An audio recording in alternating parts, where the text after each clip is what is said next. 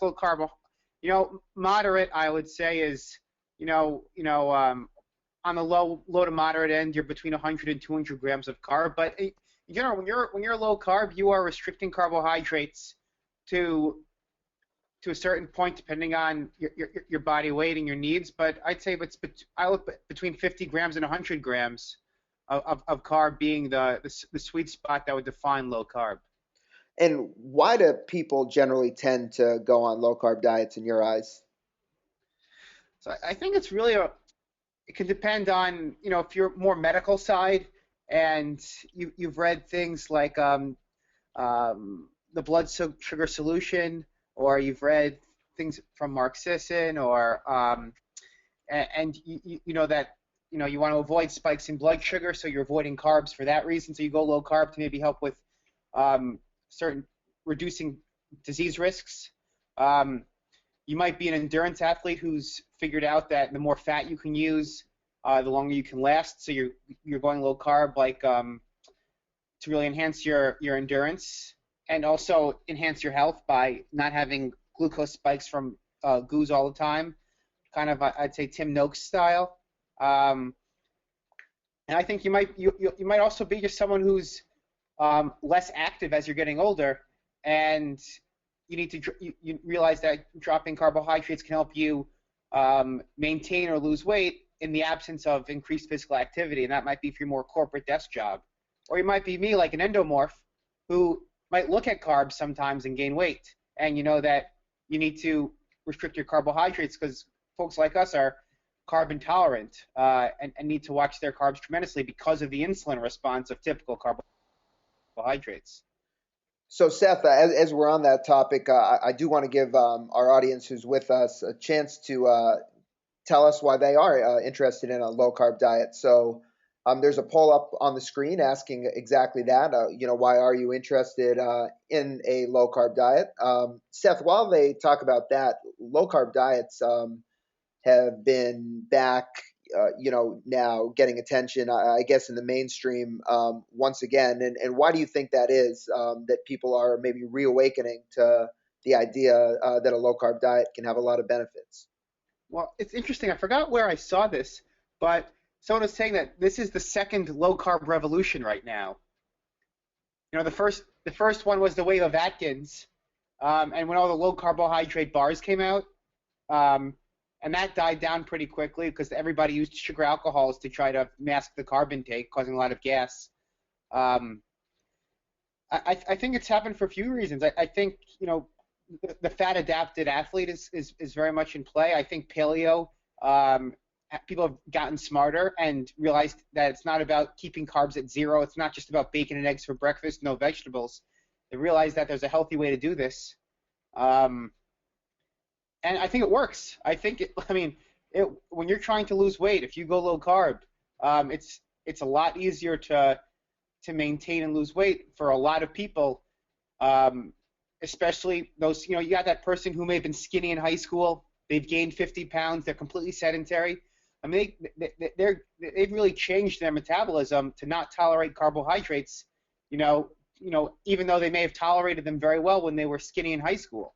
So I think people are looking for a way to lose weight that's sustainable too, and I think low carb, it works. I think that's why. I think it's more nutritionists are figuring out how to message it to the public in a way that appeases them instead of it seeming so Atkins oriented the way it was in the first revolution.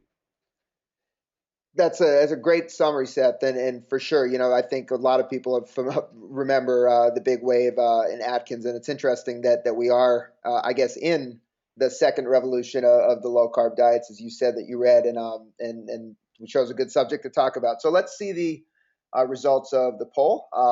So 25% of you said weight loss, body composition. Then we've got 50% endurance sports and 25% health. But I should note that as Mary and Dan accurately pointed out in the chat to me, it's impossible to choose just one.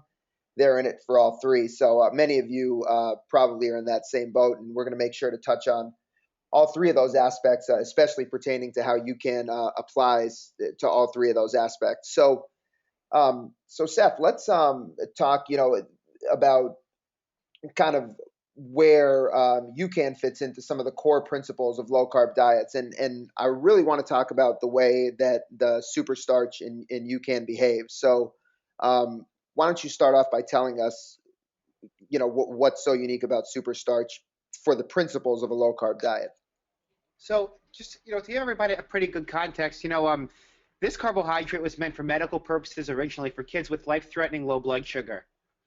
It was meant to help, could switch up. This is Jonah, our founder's son. I mean, he couldn't sleep throughout the night without being fed plain Argo yellow box cornstarch that you find in the supermarket. But as most here might know, that corn is fast-acting. Our founder's wife was waking up 2 or 3 times per night to feed Jonah. She was afraid she would miss her alarm clock and miss one of the feedings, and he would go into life-threatening hypoglycemia. So our company originally started just to help these young kids sleep throughout the night. They were trying barleys, tapiocas, rices, and wheats, and using non-GMO corn, along with a cooking process, just using heat and water. That takes roughly 40 hours, no enzymes, no chemicals. It's our cooking process that changes the structure completely of our carbohydrate, that changes the way it's absorbed into your body. The enzymes take longer to break down the carbohydrate than most carbs. Most carbs enter your bloodstream all at once. Think of your sweet potato, your banana. On the processed carb end, you've got your bagels and your toast. We use non-GMO corn that's cooked over 40 hours with just heat and water, no enzymes, no chemicals. And that's because our first customers were babies. But the way very much to think of our carbohydrate, if we move to the next slide, Varn, is that it acts more like a fiber in your body that's fully absorbed. Because the enzymes take it longer to break down, it's dripping into your bloodstream steadily. So it's giving you little bits over time, a nice steady release of glucose instead of a spike. And that's really the uniqueness. It's not just that it's low glycemic. The glycemic index, folks, is 30. That's what we've measured it at. But it's not just that it's low glycemic or that it has a low insulin response. It's how it releases over time. I've tested my blood sugar over 3.5 hours. I was 93 milligrams per deciliter to start. And 3.5 hours later, I was 96 milligrams per deciliter. So it's the end point. You see here, 2 hours in, you're almost where you started at, and then you decline steadily, but you still maintain. And that's what you really want. And most of the time, when you're low carb, you're going through a process called gluconeogenesis. You're converting your liver glycogen. You're converting protein. Trying to convert some of the glycerol backbone of a fatty acid molecule back to glucose. So you're trying to create blood sugar out of your liver. With UCAN, it's simply coming steadily out of your intestine. It's like getting a direct source of fuel to give your brain energy instead of relying on the back end of your liver providing glucose output. So that's the first graph. So Seth, one of the things though you brought up, which I want you to just reiterate or elaborate on is, there's things that people on low carb diets look at like fibers or resistant starches. So how is SuperStarch, a superior source of energy for somebody on a low carb diet compared to either fibers or resistant starches? So the difference is that this has properties of a fiber and a resistant starch, but it's fully absorbed. Resistant starches and fibers pass through your body, through your colon, and they don't absorb as energy. This carbohydrate has those properties of a slow absorption of resistant starch, but it's fully absorbed into your bloodstream to actually give your brain the glucose it needs. And it had to be this way because it goes back to how it helped save those young kids' lives and prevent life-threatening hypoglycemia in those young kids. And this was created for those young kids. And in people without the disease, you get a very steady release of glucose, very much acting like a fiber, and that doesn't spike your blood sugar, but releasing and absorbing over time. So you actually get the energy, you get the nutrients of glucose into your bloodstream. So let's stay with this for a second, Seth. So if you're an endurance athlete, let's say, or not even an endurance athlete, let's just say you're working out and you're normally on a low carb diet. Without SuperStarch, what would you see people typically do to fuel their workouts in that situation? I think some people who are really low carb will consume, your coconut oils, your MCTs. They might consume some amino acids, like pills or in powder form. They might try to do a small amount of glucose, like a honey. Um, but and some of them, might spend more time in this process, like I talked about, gluconeogenesis, where they're burning stored protein because there's no glucose available. They're burning stored protein to convert back to glucose in their liver, and that's a process that happens a lot when you're low carb and not getting a source of fuel when you're exercising. So how would, what in terms of what you feel, what would using superstarch in in that situation instead of some of the sources of fuel you identified, what would the difference be in how it makes you feel? You would feel very steady, and your brain would actually feel steady. You'd actually feel like your brain has energy. I think a lot of times, in settling for the adaptations to low carb, the brain is what suffers.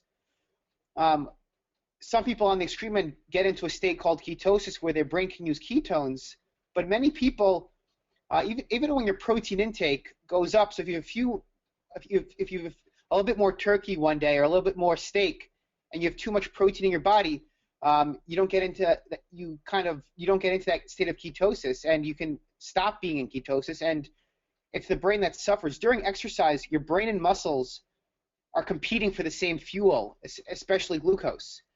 Your muscle cells usually use the glucose, and your brain's not left with what it needs, and that's why many can feel low. You might grind through it, you might dig deep, but it's not optimal. So let's get to the second part, kind of significant properties of superstarch that make it so unique in terms of a carbohydrate source that really supports the principles of low carb. So Seth, in low carb diets, the whole idea of controlling insulin, what's the basis for that, and why is it such a core of low carb diets? Because when you keep insulin low, you will allow your body to start breaking down fat, and that's the process of allowing free fatty acids to enter your bloodstream. That's the first step of fat burning, and it's called lipolysis. And when you have those free fatty acids available in your bloodstream, your muscle cell can then start to use them. When insulin is high, you can't break down fat. I mean, I remember seeing on some of the sugar science websites talking about the use of sugar during exercise. You see it say increase in glucose, decrease in FFA to stand for free fatty acids. So we have a really unique way of getting energy. We change your physiology during exercise to get a steady release of glucose, especially for your brain to use, but while keeping insulin low, those free fatty acids can enter your bloodstream and you can start burning them off. So you're getting to use two fuels at once without one, usually with a spike in blood sugar, your body says burn sugar, don't burn fat. This way, you're using both fuels, and the insulin response is what's most remarkable. I mean, our science advisor, Dr. Jeff Fullock, he talks about how you still need a fuel source, but this way, we don't spike your blood sugar insulin, and it's basically it's the way you'd want a carb to act in your body because you're managing your insulin. And that's what everybody's trying to avoid. You're trying to avoid that spike in insulin from carbohydrates when you're on a low carb diet. And how unique, in terms of a carbohydrate that has, elicits such a little of an insulin response. I mean, what else is there that people would use, and how is superstarch different from those? So I think, lots of, you look at your protein bars on the market, that they're all protein and fiber. It's not, the fiber is not absorbed as energy. I mean, that's the unique thing is you're getting the low insulin while you're getting absorbed energy. And that's what makes it unique. You don't find those two comparisons. I mean, you can have a cup of broccoli and it's not going to spike your insulin, but it's obviously healthy for you, but it's not going to give you the energy you need for a 4-hour lecture to med students, for a 5-hour surgery if you're a surgeon, for an hour and a half on the tennis court. It's not going to do that for you. A cup of a few tablespoons of almonds won't do that either, and that's what I think sometimes we settle for. That's what I settled for before UCAN came about. Is you're looking for a tablespoon of nut butter or some coconut oil. You're settling for fat sources, but still, those aren't going to give your brain the glucose and the energy it needs throughout the day. So what's unique is the way UCAN releases over time, and you things like chia gels have come out trying to market the fiber, and I mean it's still going to raise your blood sugar because it has fruit puree in a lot of those. Um, so some people try to use. I mean, I think this is why sports nutrition for endurance athletes is used sparingly. It's because a lot of it is so sugar based. When you're low carb, you're trying to avoid it and only save it for your long duration stuff. But now we have a carbohydrate. If you're a triathlete, you could have a scoop of UCAN before your 45-minute workout on a Wednesday afternoon. Keep the benefits of a low-carb diet because you kept insulin low, and still have a great workout by keeping your energy steady and not getting that bonk-like feeling you can get when you're low carb and keeping carbs low, but doing a higher intensity workout. Seth, that's great, and I think you summed it up really well, and I was pressing you for the difference on that because I really wanted to emphasize that superstarch from an ingredient standpoint, it's really in a different category than a lot of other, like you mentioned, fibers or starches or something like waxy maize or other low glycemic carbs. It just behaves, 25 grams or 35 grams of our carb just behaves so differently than 30 grams of any other carb, and the properties of it are really, really unique. So it's really something that can benefit folks on a low carb diet in a lot of ways. So Seth, I guess for endurance sports, let's start there. How would you recommend implementing UCAN if you're on a low carb diet? So again, I would start off looking. I always think about how everybody in endurance thinks about their long duration stuff. You start off with thinking about how you're going to fuel your race, and you work backwards, and you're starting to think about your long duration. But I think short workouts get ignored. You're going for a 45-minute workout. You're doing an hour swim. You might do a 30-minute speed workout. Sometimes we don't think about fueling for these. But a scoop of UCAN, because of the way it behaves, is perfect to just keep you steady, give your body the energy it needs for those workouts, and then afterward maintain the benefits of a low-carb diet and really avoid the blood sugar low that can occur after exercise when you're on a low-carb diet. So I would start off with your shorter workouts. And for folks who might be on a low-carb diet but increasing their volume, doing more training, I would be using a scoop of UCAN roughly every 60 to up to 90 minutes for exercise over an hour. So if you're going out for a 3-hour bike ride and you're an endurance athlete, I would have a scoop before and then a scoop 60 to 90 minutes in, and that's all you'll need. You might use a UCAN snack bar during if you get a little hungry, and we can talk about those later. But that's how I would use the product. So Seth, I guess I kind of jumped the gun a little bit. Let me take a minute to see who here in the audience has even used UCAN. We might just quickly walk through the differences in our products, but putting up another poll on the screen, and if you guys could let us know how many times you've used UCAN before.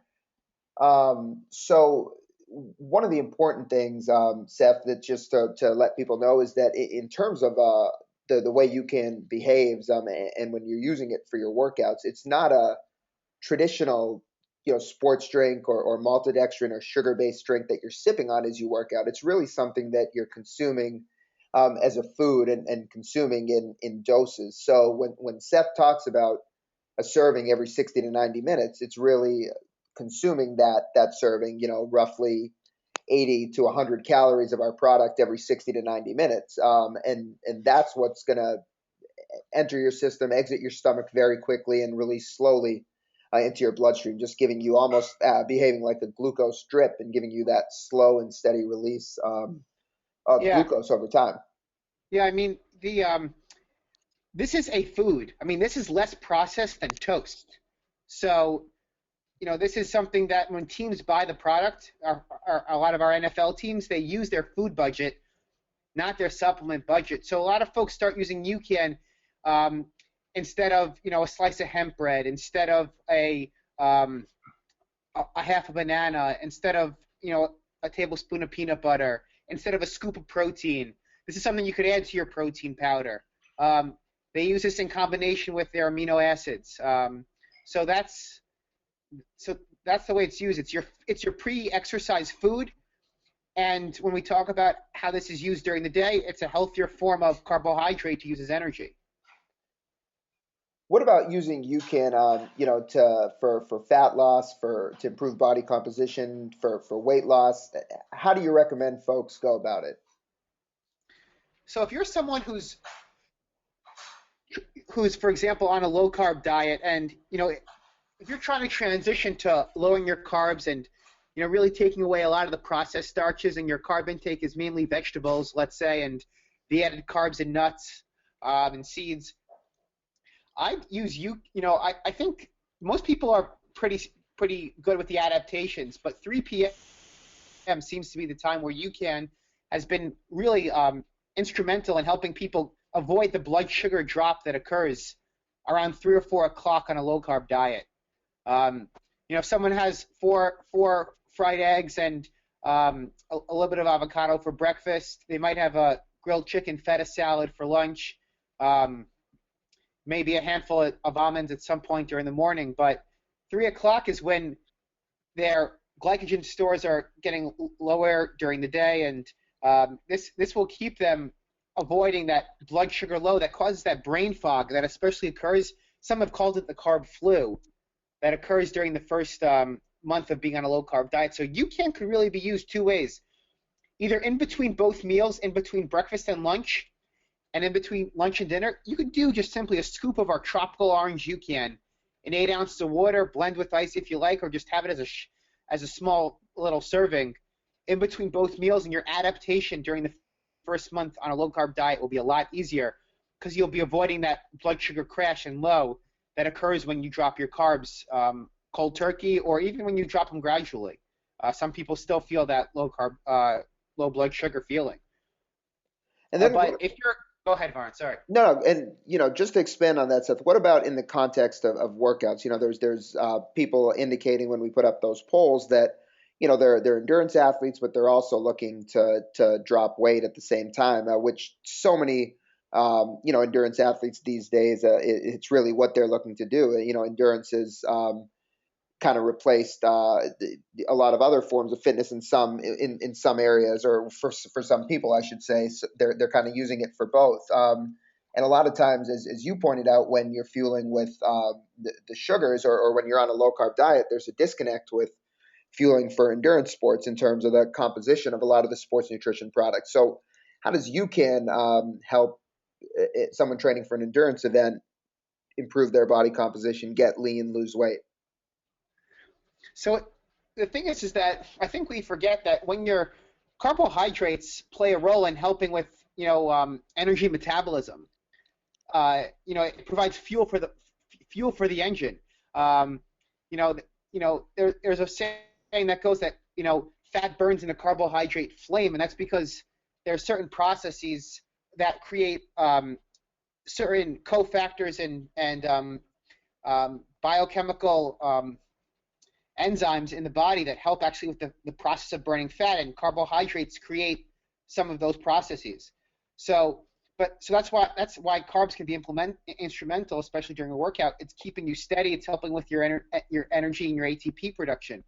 In terms of changing your body, the bottom line is that instead of relying on using stored protein in your muscle cell to create energy, that's what happens on a low carb diet. Without the glucose, without fuel, you'll end up breaking down stored protein, which means your muscle mass is at risk of going down.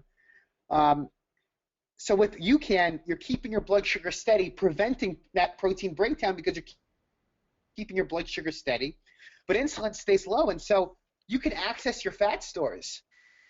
And that's huge. The more fat you can utilize as fuel, the less carbs you will, and over time, burning more fat for fuel leads to better body composition because you end up burning more fat during key times during the day. And when you're on a low-carb diet, you're setting your body up perfectly to be in a prime state to burn fat as fuel because you're always keeping insulin low. So you've upregulated lots of fat-burning enzymes to be active, and now with UCAN, by keeping insulin low, you can take advantage of that upregulation, which is known as the adaptation to low-carb diets.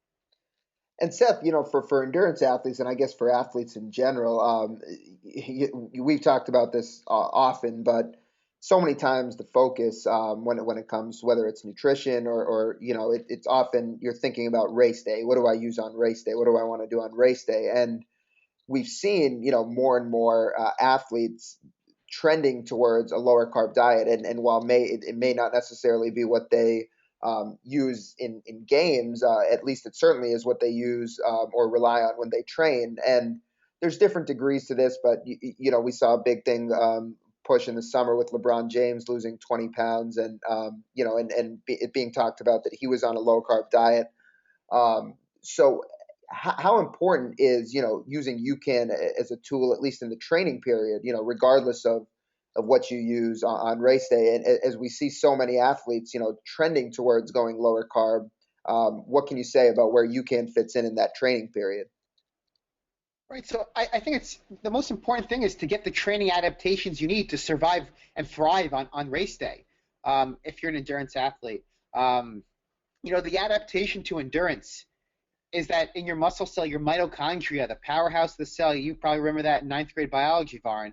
Um, it grows larger, and that means there's more fat-burning enzymes surrounding it, and that means there's more mitochondria available to use for energy. Um, so the fact that the adaptation to endurance is to burn more fat as fuel and spare your carbohydrate use is an adaptation to take advantage of. The problem is if you're spiking your blood sugar from maltodextrin, from goo, from two bagels before you go for a long run, that's really doing your body a disservice because you're relying now on glucose and only glucose and not the adaptation that you originally were meant to use, which is to burn fat as fuel. And that's the whole reason. I mean, isn't it amazing that in your muscle cell, the adaptation is that you actually start storing more fat in your muscle cell. It's called intramuscular triglyceride. So your body can have even more direct access to fat stores for your endurance workouts.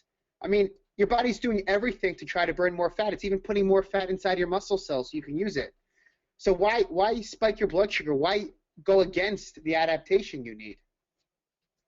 So that's we talk about often UCAN as a tool, and in this sense, it's really a tool to allow your body to do what it's already trying to do, which you kind of identified, which is it's a great point. And what about is there any thought to going lower carb for endurance sports to eliminate GI issues? And if so, how does UCAN fit into that aspect of it?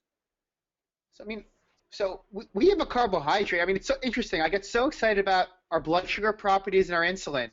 In so many presentations, I forget about how easy we are in the stomach.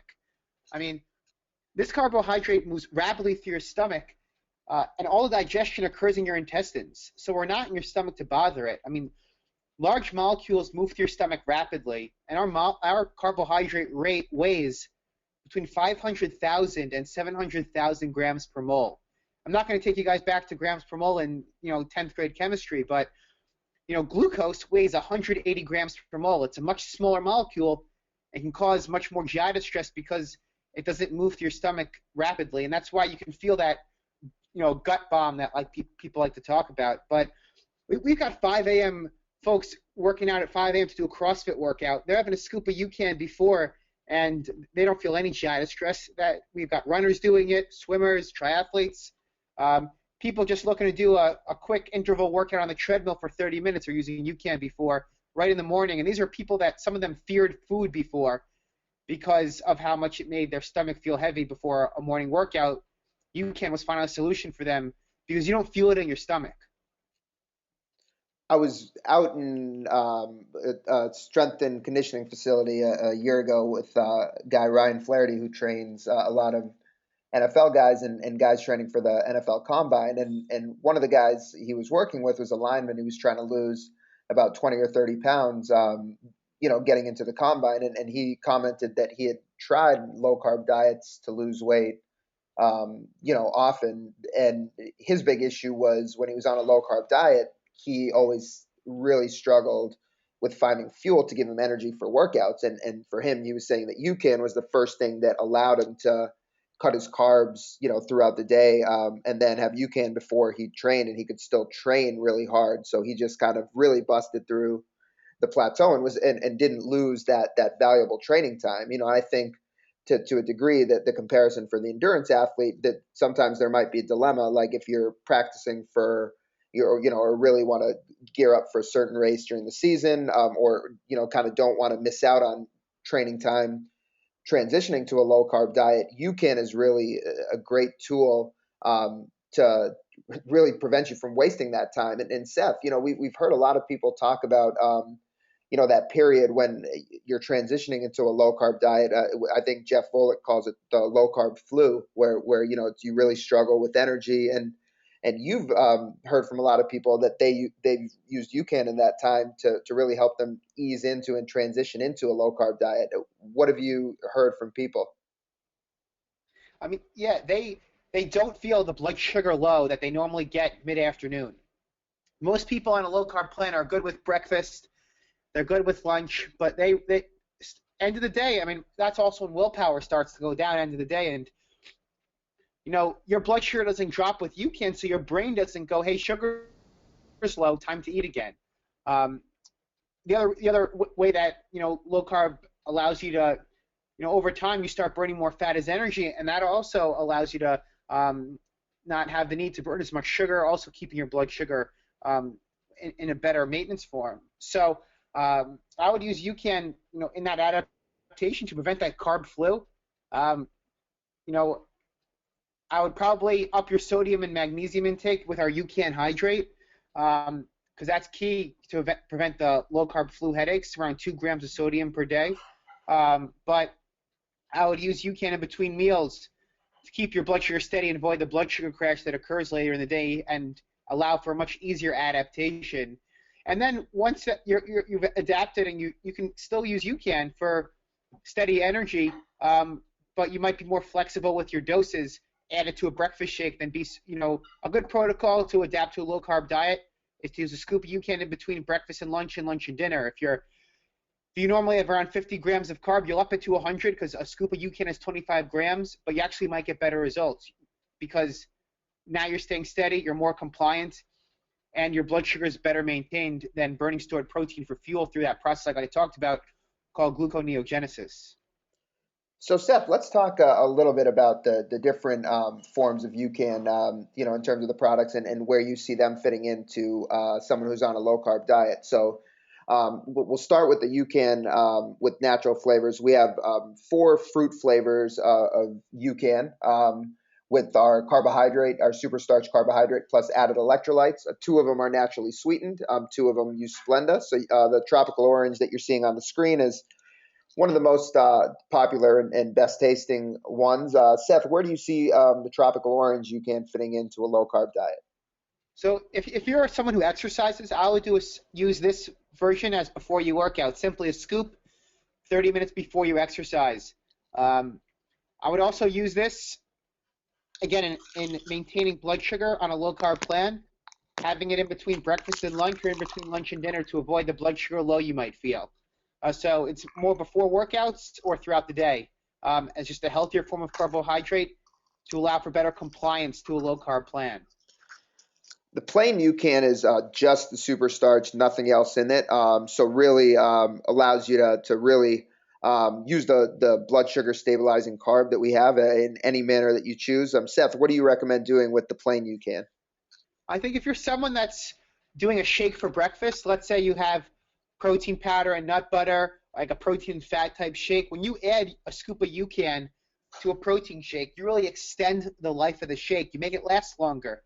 You keep yourself full longer. You keep your brain more cognitive and staying steady. So it's really a shake extender, if I could make that term. I mean, it extends the life of a shake, and that's when I would use the plain UCAN. If you're more protein oriented and you have your favorite protein powder as a shake at 3 p.m., this is the time to add a scoop of UCAN to that shake, and you'll notice the difference in that UCAN curbs hunger in the brain, whereas most protein and fat shakes only curb hunger in the stomach. That's a key point. Expand on that. Why does UCAN do that when you add it to that shake? So most of the time, if you're just having protein, it's curbing hunger but there's nothing to give you a steady release of glucose. Again, you'd have to convert that protein back to glucose in your liver, and that process is going to take a little too long. So by having UCAN with the shake, you're getting that direct source of fuel out of your intestine into your bloodstream. You're keeping insulin low so you can access your fat stores. I mean, anybody here who's counting carbohydrates here, you'll see a scoop has 25 grams of carbohydrate, but again, this has all the opposite effects. Think of this more like acting like a fiber but gets absorbed. Don't think of this like a tip. Don't look at the 25 grams and say, oh my God, it's got 25 grams of carb in it. It's so different. So those 25 grams are releasing steadily over time. And because your blood sugar is getting maintained, your brain hunger is not getting signaled. So you're curbing hunger in the stomach, quieting down certain gut peptides that signal hunger in the stomach with the protein. But then with UCAN, by maintaining your blood sugar, especially for your brain, you're avoiding those brain cravings, you're avoiding that brain hunger that occurs. I mean, if you're hungry an hour after a meal, it's because of brain hunger. And UCAN helps avoid that hunger that occurs in the brain. So Seth, by maintaining your blood sugar. You kind of mentioned this when in talking about adding UCAN to a protein shake to extend the life of it, but the UCAN products with protein, to reiterate, where do you see those fitting in? So again, I know people talk about protein post-workout, but if you're someone who's a little hungry before a workout, you could have a scoop of the protein-enhanced UCAN. It's got a little bit of protein to curb hunger in the stomach, while the UCAN maintains energy and curbs hunger in the brain. But I see this as a way to maintain your blood sugar throughout the day, and especially the added, convenient way to have a protein UCAN combination. I mean, there's a CrossFit owner out in Fairfield, Connecticut, Ben Kelly, who had been using UCAN, watching his food intake, again following more of a healthier meal plan, and he's already a lean guy, and he actually dropped 5 pounds in a few weeks. He coaches back to back to back in the afternoon, very busy afternoon when he can't get a snack in. UCAN keeps him steady, keeps his metabolism humming, and he starts to shed weight after already being lean. And that's the way people keep the vanilla cream packet in their desk at work. They have it as a 3 o'clock snack. Again, that's the key time, because you approach dinner with stable blood sugar instead of approaching dinner with that ravenous brain hunger. And that's that trouble time on a low-carb diet, is that 3 p.m. to 6 p.m. time for many folks. So we have a couple questions from Ramiro, both concerning what you can mix with UCAN, or what you should mix with UCAN. So first of all, Seth, he asks, are there any concerns mixing SuperStarch with MCT oil? I mean, MCT oil can cause some GI distress if you start off with too much. So I would just start off with, a tablespoon if you're the first time using MCT oil, but no issues combining UCAN and MCT oil. And then in general, he wanted to know, for foods or supplements, what should you avoid mixing with SuperStarch? So, if you're someone, I really would avoid sugar. I think you want to keep the release steady. So the best thing to combine UCAN with is protein and fat sources, not sugar. If you're going to use a high fiber fruit like berries, you might use a small handful, but that's the most I would go probably, especially in the context of a low carb plan. And then we'll go with one more, actually, from Ramiro that he asked. He says, do you have any recommendations for insulin-resistant type 2 diabetic low-carbers that want to use SuperStarch? So right now we can't make medical claims for type 2 diabetes. I will tell you we have research in the works. But simply as a healthier form of carbohydrate, this keeps you steady. You've seen the insulin impact on our research, so it's something to use in between your meals, or something to add. If you're having a few, two hard-boiled eggs for breakfast, you can have a scoop of UCAN on the side as the carbohydrate portion of your meal, instead of blood sugar impacting carbohydrates like toast or oatmeal that you might have in the morning. Or if you're someone who just gets low blood sugar because you're only relying on protein and fat, but you want to avoid that blood sugar spike, this is so perfect to use with your meal or in between your meals again, a scoop in between breakfast and lunch and a scoop between lunch and dinner as your snacks is really the ideal protocol. And that might up your carbohydrate intake, but again, it's the carbs act completely differently, so that will allow you to have better results. I want to just have you talk about one more thing, Seth, and we've been going for about 45 minutes. Just want to share an offer with the folks that are here with us. Really appreciate everybody joining us tonight. So we just came out with our brand new UCAN snack bar, chocolate peanut butter UCAN snack bar. And Seth, I'm going to have you talk about that in just a minute. But for everyone, as you can see on the screen, you can save 15% online at generationucan.com/store. As a thank you for joining this webinar tonight, the code is UCANBurnFat. Excuse me, that's UCANBurnFat for 15% off. That'll be good till the end of the week. And if you order in the next 24 hours, you'll actually get a free sample of our new chocolate peanut butter UCAN snack bar to try. Really excited to launch our first bar. Really been getting a lot of positive feedback from it. And Seth, how does the UCAN snack bar fit in to a low-carb plan? So again, this has a slightly smaller serving size, 10 grams of super starch, but with the fiber, coconut oil, and protein combination, excuse me, Varn, those are all curbing hunger in the stomach. It's the first bar that's going to help curb hunger in the stomach and the brain. So again, if you wanted to use the UCAN snack bar, you might use it in between those meals like I was talking about, but this time you have a good variety. You might do a scoop of UCAN with water in between breakfast and lunch, but this bar becomes your 3 o'clock snack. It's low in sugar with only 5 grams of sugar, and that's slowed down by the fiber, coconut oil, and protein combination. So I would definitely consider this as an alternative delivery of the superstarch along with fiber, fat, and protein. And Seth, you talked about this earlier, but for anybody who may have joined us late, something like a Quest bar that's high in fiber, how is a UCAN snack bar different? If people are in the store flipping around labels and conscious of counting carbs, how is the UCAN snack bar different? So again, the 10 grams of superstarch in here is going to get absorbed as energy, but remember, without the insulin issue and the insulin response. So again, it's acting like a fiber that's fully absorbed. I mean, Quest bar is great to, it can curb hunger in the stomach, but it can't curb hunger in the brain. It can't give you that steady release, and that's the uniqueness behind our UCAN snack bar. Got a couple more questions, Seth, and to clarify, somebody asked just why can't people use cornstarch from the store and expect the same results?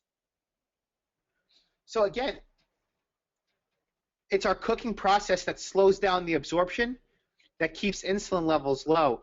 If corn worked, it would have been used for those young kids. It's our cooking process.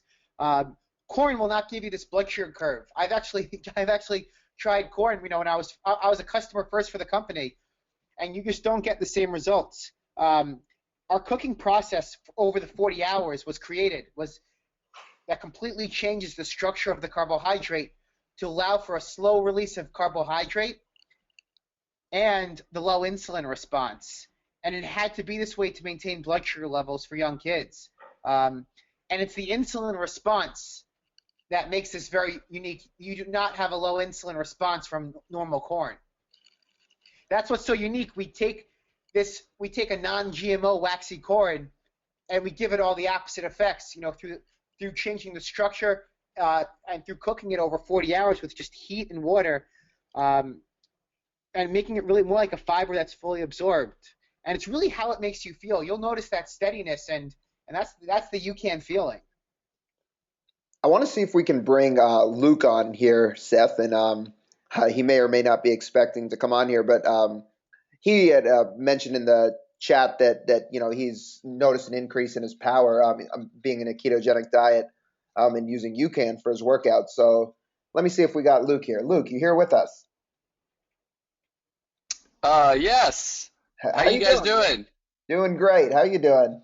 I'm doing excellent. Doing very well, in fact. And just had a question for Seth. Being on a low-carb ketogenic diet, and I use UCAN all the time, but I was wondering his thoughts on putting in ATP, CP, creatine phosphate, to help with short-term power burst. Often I'll put a scoop of that in with my UCAN as a mixer, and then take that to also to help with that kind of power. Would you agree that that may be something useful, or what would your thoughts be around that? It's something I'm just kind of dabbling with.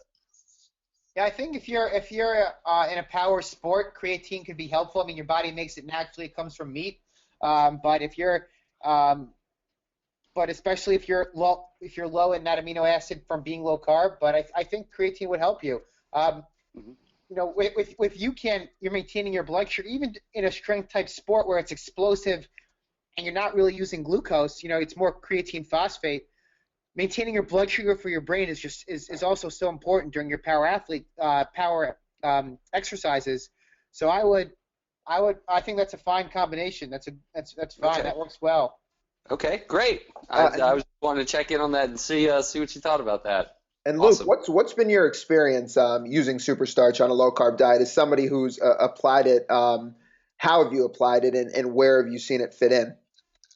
Oh, I've seen it fit in, work very well, and you know, I do a lot of rock climbing, and a lot of the bursts of power I need are, you know, well beneath, you know, 10 to 5 seconds of powerful energy, and being ketogenic and using UCAN before and after workouts. I've found to be able to stay, like you guys are saying, very low carb and still experience great deals of power in, you know, keeping my blood sugar steady. I think has been proven with me, and I've been using it as well as other climbers I've been exposing them to, and you know, they all have just the world to say about it.